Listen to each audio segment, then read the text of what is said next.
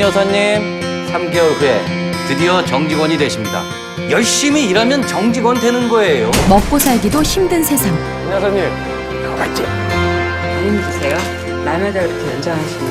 힘들긴요. 어차피 마트 일인데요, 뭐. 열심히 살면 행복해질 줄 알았죠.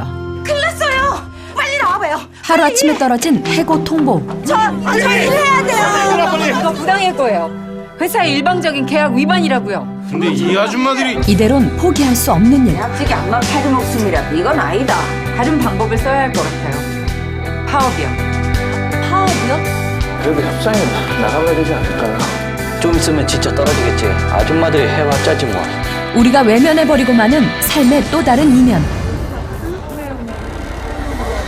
잔혹하지만 부정할 수 없는 슬프고도 아픈 우리 이웃들의 저희가 이야기. 바라는 건 대단한 게 아닙니다. 저희의 얘기를 좀 들어달라는 겁니다. 텅 빈 희망을 싣고 뜨겁게 달리는 영화 카트입니다.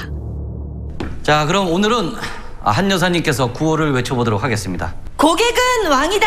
회사가 살아야. 매일 같은 구호로 시작되는 한 대형마트의 하루. 그곳엔 평범한 사람들의 평범한 꿈이 있었죠. 행복한 하루 되십시오. 두 아이를 키우며 생활비를 버는 선희, 그리고 싱글맘 혜미. 93,500원입니다. 하지만 계산원 일은 만만치가 않죠. 그러니까 내가 도둑이라는 거야? 그게 아니라요, 고객님. 지금 어디다 함부로 손을 대? 아, 지금 나 째려보는 거야? 죄송합니다. 고객 서비스란 명분 앞에 늘 불리한 입장일 수밖에 없는 자리. 한 여사님. 예? 안 힘드세요?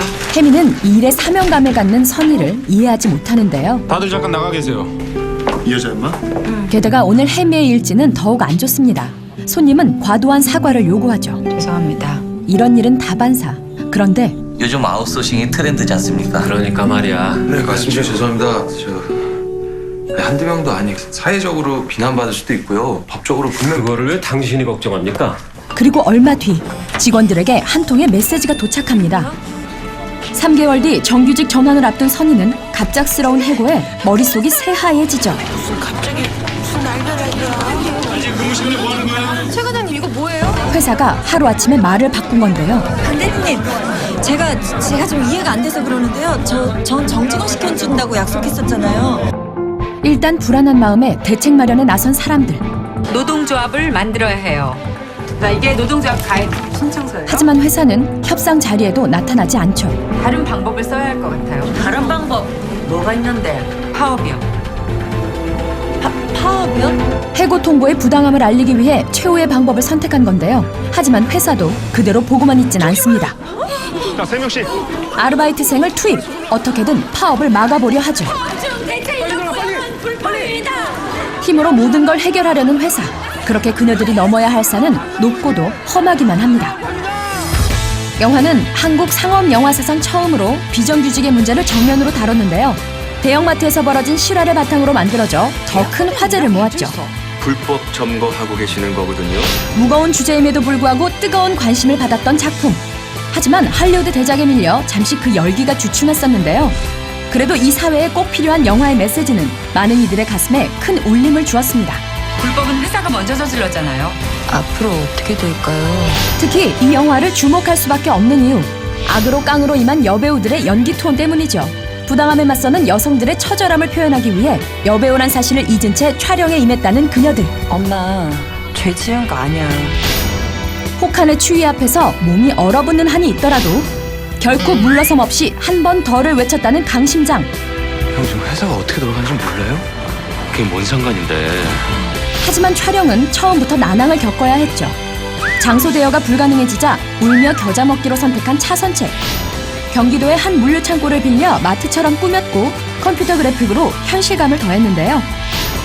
덕분에 관객들의 몰입감은 높아졌고 영화의 메시지는 더욱 분명해졌죠. 야야, 그만하고 옆으로 빠져. 나 벌써 빠지라고. 한편 파업이 계속되자 조치를 취하는 회사. 공권력을 끌어들여 파업 노조를 해산시키려 하는데요. 제대로 된 협상 한 번 없이 또다시 모든 걸 무마시키려는 사측의 처사에 그들의 절망감은 더욱 깊어집니다. 청소원으로 오랜 시간 일했던 할머니는 큰 충격을 받고 쓰러지는데요. 그렇게 파업도 실패로 끝이 납니다. 병문안 왔다. 그리고 강 대리는 뜻밖의 이야기를 전하죠. 마트 매각돼요. 계약직들은 용역으로 바꾸고 정규직들은 연봉 계약직으로 돌려서 팔아 남기려는 게 회사 계획이었어요. 그래서 이왕 이렇게 된 거 우리 합치는 게 어때요? 회사의 야비한 꼼수를 저지하기 위해 한마음이 된 정규직과 비정규직, 노조의 규모가 커진 만큼 회사도 그들의 이야기를 이대로 무시할 수만은 없었는데요. 앞으로 회사는 노조와 성실히 협상하고 해고된 직원들을 복직시키라고 명령했답니다. 그렇게 그들에게도 희망이 점점 보이는 것 같았죠. 하지만 회사는 그저 겉으로 보이는 이미지만을 신경 씁니다. 뭐야? 계약 기간이 남은 23명을 복직시킨대. 직원 중 일부만을 복직시키겠다는 것. 지금 복직 안 하면 난 가족들 사이에서 완전 죄인이야. 몸도 다 깨고. 회사는 소수의 노조원들을 복직시킴으로써 이들의 조직을 와해시켜보겠다는 건데요. 어여 들어가라고 해. 그동안 우리 누구는 복직하고 누구는 복직 못하고 이렇게 되려고 싸웠던 건 아니라는 거죠.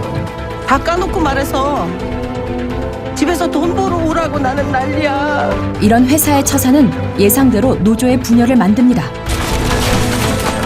부분적으로나마 화해의 손길을 내미는 듯했던 회사.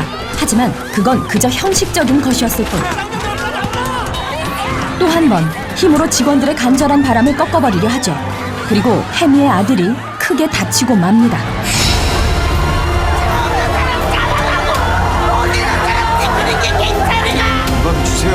돈 앞에 인간이 짓밟히는 사회. 누나가 며칠 집에 못 올 거야. 과연 이들의 소박한 소망은 이루어질 수 있을까요? 저희가 바라는 건 대단한 게 아닙니다. 저희의 얘기를 좀 들어달라는 겁니다. 부정할 수 없는 현실. 나라면 꿈도 못 본 일을 네 덕분에 했어. 지금 이 순간에도 외면하고 있을 불편한 우리의 자화상. 영화 카트입니다.